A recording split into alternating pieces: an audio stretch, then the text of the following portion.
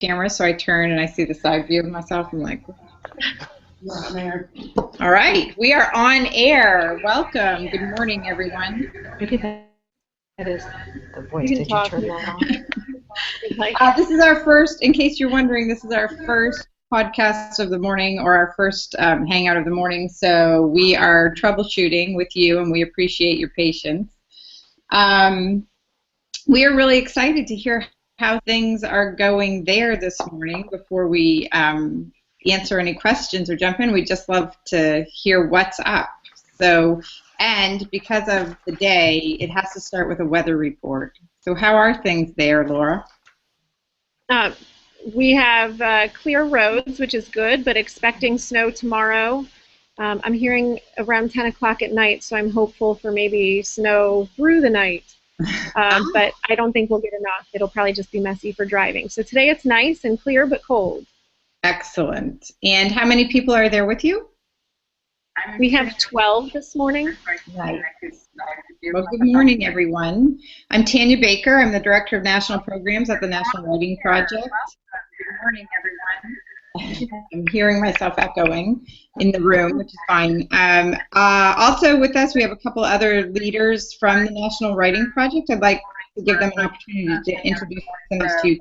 So, Amy, troubleshooting with you, and we appreciate your patience. We are really excited to hear how things are going there this morning before we... It's Amy? Oh, okay. All right, is that better? Oh, yes, it is, Amy. Hi. Okay. Could you say good morning and introduce yourself? Hey, I'm Amy Vujaklija, and I'm in the Louisville Writing Project, sitting here in Brandenburg, Kentucky, watching some snow come down outside my window. Thanks, Amy. And Molly? Hi, everyone. I'm Molly Robbins from the Denver Writing Project, and we finally have clear skies. Woot, woot. But the skiing right now is awesome in Colorado. We got a bunch of snow last week, so we're psyched for that. I teach English at a gigantic suburban school. I teach AP Lang, and I teach a course for struggling writers as well. I'm really excited to see all of you. Bye. So, Laura, we thought we'd start with a report out, besides weather. How have things been going there this morning? Do you want to speak to how things are going? And I will turn it to you. What, Akita, you want to talk about this morning? No, can I turn this at all so people can see? I'm going to walk, so I apologize. That's great. Go for it. You can see the people. Fantastic. I think that... Oh, somehow you just muted.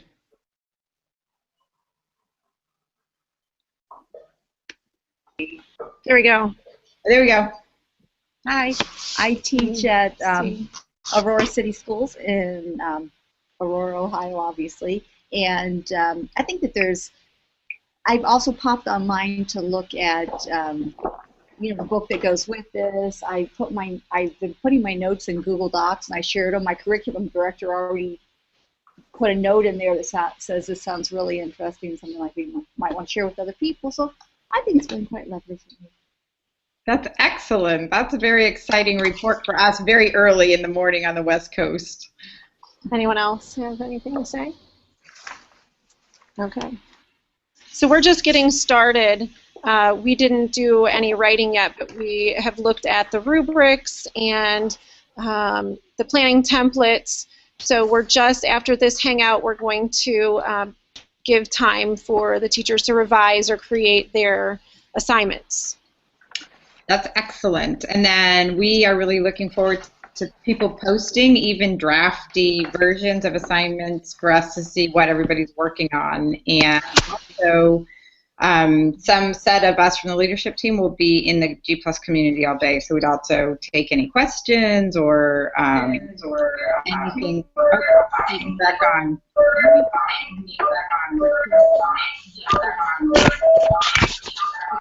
I thought I just... There you go. I don't know why it shuts off your camera, though, Kate. Right, I thought I had it figured out this time, but I had it muted. Yeah, it seems to be working now. I'm just going to stay off. Well, we're happy to have you on. We can keep troubleshooting. But so, Laura, I think maybe if you wanted us to, we could talk a little bit about the National Writing Project and about, or we could answer any questions that have come up so far, or what would be best for you this morning? Just for a few We minutes. didn't hear the last. I'm sorry, we didn't hear the last part. You said we can talk about the National Writing Project, and then it's been muting on and off on your when you speak sometimes. But Well, it was annoying. I can't really look at myself behind your shoulder. I'm sorry. Here, I'll. No, it's fine. There we go. It's really fine. So I know that you might have had some questions about the peer review task or the jurying rubric, or we could talk about the national the national task jam this morning, or about the writing project in general. And I know you probably only want to stay on with us a few more minutes because I know people are excited to be working on their tasks. So tell us what would be best from us.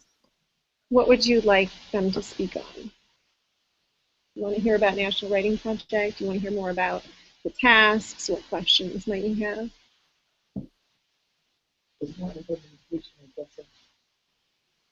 Implementation of the tasks in the classroom? That's great. I would turn And the usage of them? Yeah, I would.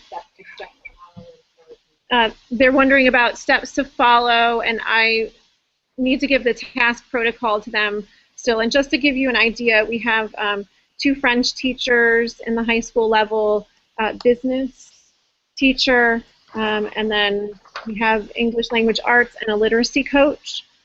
So that's the folks who are here today. So we could speak generally to how some people from multiple disciplines have used the work, but I think we should start with those questions about implementation. Okay, you're cutting out again. Class. Sorry. It's okay. I'm going to turn it over to Molly and Amy to talk about the LDC tasks in their own classrooms. I teach, or I've taught 8th grade language arts for 10 years, and the task I first started with was one that I had used as a writing prompt, a writing task about censorship. And when I was introduced to the module, I revised this task to fit their template, which worked out really nicely because I could see exactly what I was asking my students to do and make it Amy, clear. I'm going to interrupt you just for a second. Could you, it's a little bit difficult to hear you. You're soft when you're talking. Okay. Is this better? A little better. Yes, thank you. Okay, sorry about that. I teach, or I've taught 8th grade language arts for 10 years, and when we, this was before I was introduced to the Literacy Design Collaborative, that we had a writing prompt about censorship and about using inquiry. And so when I was introduced to the Literacy Design Collaborative task bank, I was able to refine that writing prompt and ask real meaningful questions. And I think it really forced me to think about the small tasks along the way, the mini tasks that would help them get to that end product. And the wording of the task in the task bank really helped me to refine that for my 8th graders.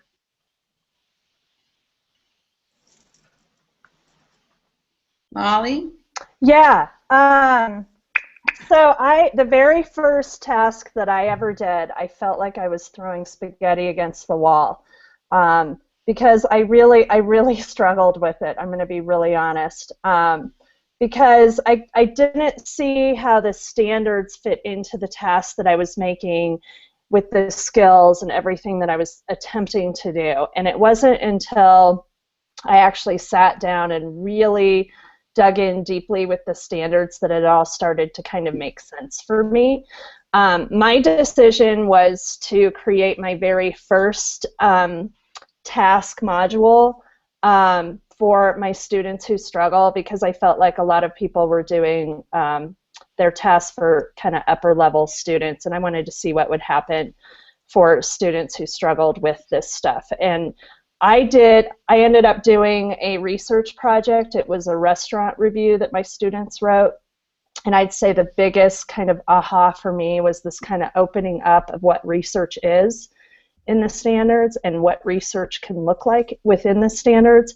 And I have to say the products that I got from my students were hugely elevated compared to past semesters when I had done the same project. So what it did is it really made me kind of think through the actual skills that I was teaching and really kind of hone in on those skills and really focused in on what it was that I was teaching them as far as skills go. It's really Molly, I have a question. Go ahead. I'm sorry, I'm interrupting you.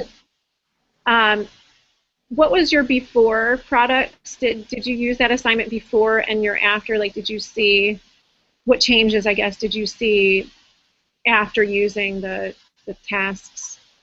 Yeah, that's a great question. So yes, I did do it before I had my task implemented. And I would say, you know, it was just kind of a scratch of the surface of the research piece. I hadn't really completely thought through what the research would look like. So, and when I say research, I'm talking kind of this authentic research where students go into a restaurant, they interview the wait staff, they talk to the cook, they take a picture of the menu. That's all of that stuff is stuff that I had never kind of thought about as research. I just thought, oh, they'll go into this restaurant, they'll have a good time, you know, it'll help them get into the lesson a little bit because they're going out, whatever. And I hadn't thought through all of the pieces that could be considered research. And then the questioning that they did, we worked really hard on. I'd say those are the two big shifts that I made.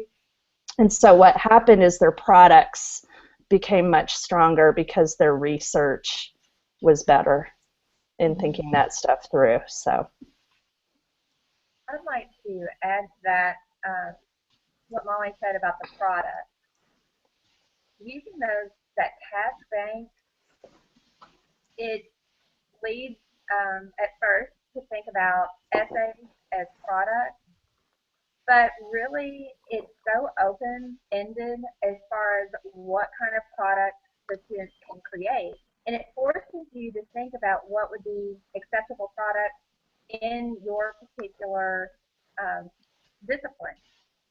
One product I had them create was actually a presentation, and another product I had them create was a story in 2 voices, in addition to an iSearch for another project. So it really makes you think about what you can do to, to show what students can do to show what they know. Mm-hmm. Yeah, and I'd like to add that this first one that you do feels a little bit overwhelming and like, oh my gosh, I don't know if I can do this, blah. But it does get easier. I just wrote a task last week for my AP kiddos, and it feels easier to me, although it's still like big thinking that takes place. So I want to add that because I know it can feel overwhelming when you first start out.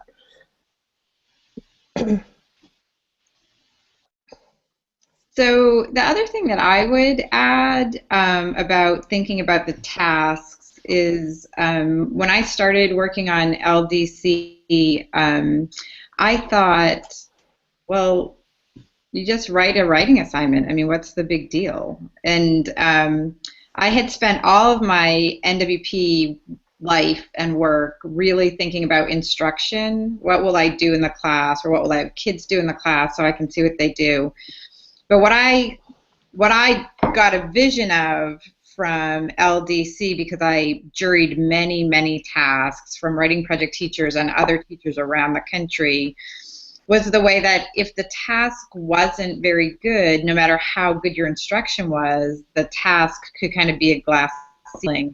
And so what I suddenly realized was that I myself and a lot of teachers I worked with had probably been working really hard to provide excellent instruction, but not given enough thought about what how carefully crafted the question was or what exactly I wanted kids to do with the question. And so I'd been hitting my head against that ceiling, and I could see in all this work that I saw nationally some really great instruction, but kids hitting their head against just not a really great question. And so I love the tools. I love the task bank. I love Molly's planner organize. I mean, so I guess the one that Molly presented for us at our meeting in November. But what I love most of all is having other colleagues to check my thinking about my task and help me revise it and make it get to exactly what are the skills I want kids to be developing as thinkers and writers, and is that clear? Or are they going to get to that by answering this question, or have a chance to practice that by answering this question? So for me, 3 years ago, I would have said, oh, whatever, anybody can write a writing task. And now, after 3 years of working in this project, I think it's really harder than I thought to write a great task. And I love to have other people to help me and to see people working together to revise and refine those. Okay. Any advice about the jurying rubric or the guiding principles, or how to work with one another once we have our tasks and our assignments created? I think don't be afraid to dig in and to really ask big questions, because I think when I was really struggling with my tasks, I was working with people who asked me some things that you know, at the time I was a little defensive because I was like, how dare you ask me, blah, blah, blah. But in the end, it really pushed me and made me kind of really think through what it is that I actually needed to be thinking about to help my students dig deeper into what it is I wanted them to do. So I think don't be afraid to ask the obvious question, or don't be afraid to ask the not so obvious question. Thank you.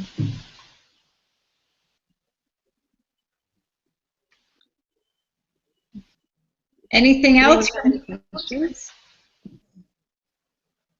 I think that's good. We are so excited to see what your tasks look like and to hear how your day went. So join that G+ community, post your stuff. We're looking forward to it. Tweet if you are a tweeter. We'd love to stay in touch all day. Thank you very much, everyone. Thanks, Laura. Thanks, Kent State. Bye. Bye.